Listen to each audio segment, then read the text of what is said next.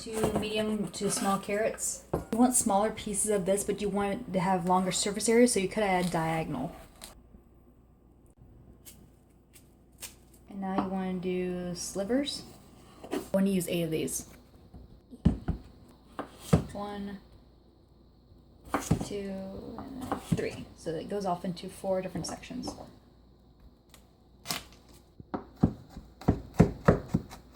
About medium-high heat. 1 pad butter. 2. So when it finally melts, you want to wait till you look at the butter, and when the butter starts bubbling slightly, that's whenever you want to start adding your seasoning, because then it's going to start cooking, and then you add your vegetables in. So you want a little salt. And the butter we use is already salted, so you don't want to put too much salt if your butter is already salted. The reason why I'm doing this at this point is so that when the vegetables hit the bottom, I don't have to worry about over seasoning when I already have most of my seasonings. So this is thyme. Adding about like a pinch or 2 full. And most of these seasonings are always to your taste. So I'm not a big fan of like a bunch of oregano or thyme in my stuff. So that's why I only like to put a little bit in my hand and I just ground it up a little bit more. That was paprika, and this is ground red pepper. You don't want to put a lot of it because it might get too spicy, so you want to add a little bit at a time. You can always add seasoning, you can never take away seasonings.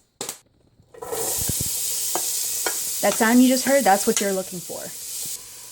And you don't need to add any water at this part, just because I'm trying to get all the water out of this. See, this one especially, you can see how it's really translucent on the edges, but it's still slightly white. You kind of want to wait until it turns translucent. So it usually takes about 2 to 3 minutes. Be very careful about not burning the vegetables at this part, so keep it moving. Potato, and then I'm going to saute this a little bit more, and then I'll add all the water.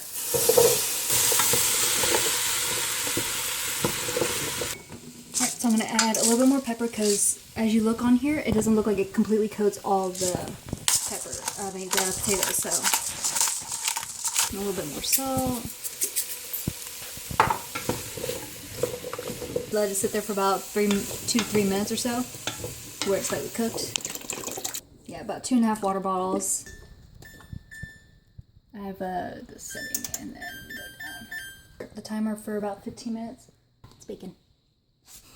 For the meat eater, you can put that in your base as well instead of using butter, or use it with butter. It doesn't really matter to me.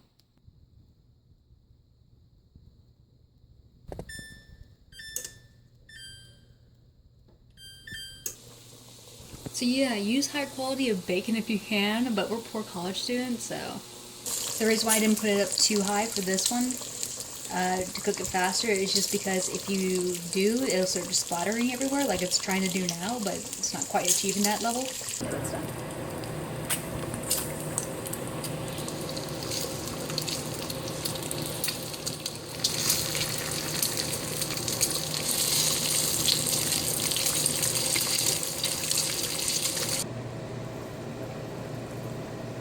Well, I'm adding so much butter in here because you want it to cook on up the side slow. To marinate it, you only need about 30 minutes to marinate this stuff, but we ended up doing it overnight because we didn't feel like it yesterday. But we added Worcestershire sauce, salt, and pepper, so you don't really need much more. To be honest, all you need to do for steak, if it's a good steak, is just salt and pepper. But this is more of a cheaper piece of meat. So you want to put it on each side for about 2 to 3 minutes because we're going for a rare, medium rare kind of style. So when it's done, I'm going to transfer it over here so it has time to rest, and that because if you don't let it rest, then it's just going to let all the juices run out instead of stay inside the steak. So that's why you let it rest for a little bit. You'll see there's like a little brown coming from the bottom, and if you look here, see how brown that is on the side?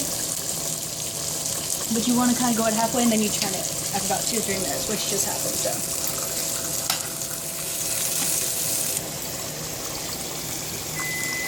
Alright, so we're going to check the potatoes. Now, if you apply pressure to the potato and it smushes, that means it's done. Yep.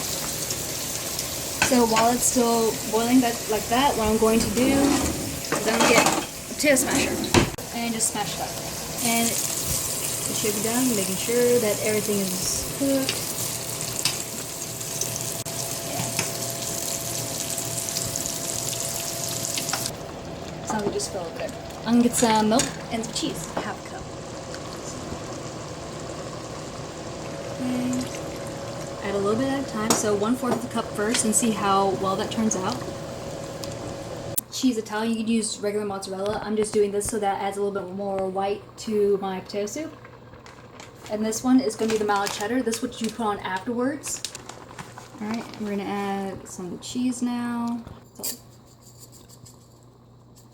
tastes like celery.